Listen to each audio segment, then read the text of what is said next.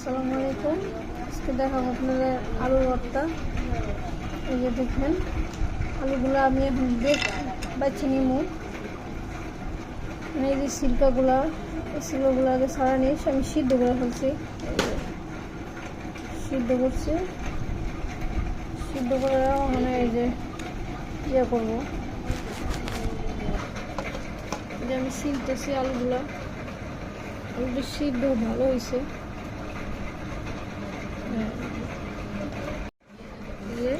আলুগুলো সিলা নিচ্ছে, এবার আমি বেলে নিব।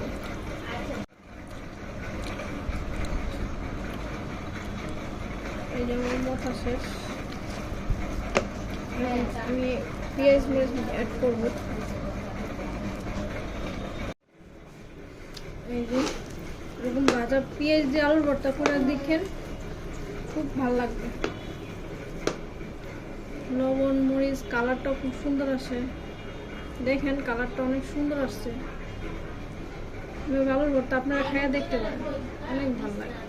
ভর্তাটাও নষ্ট হইব না, আপনারা অনেকক্ষণ অনেক রাখতে পারবেন অনেকক্ষণ, কারণ কাঁচা পেঁয়াজ দিয়ে ভর্তা বানাইলে নষ্ট হয়ে যাবে।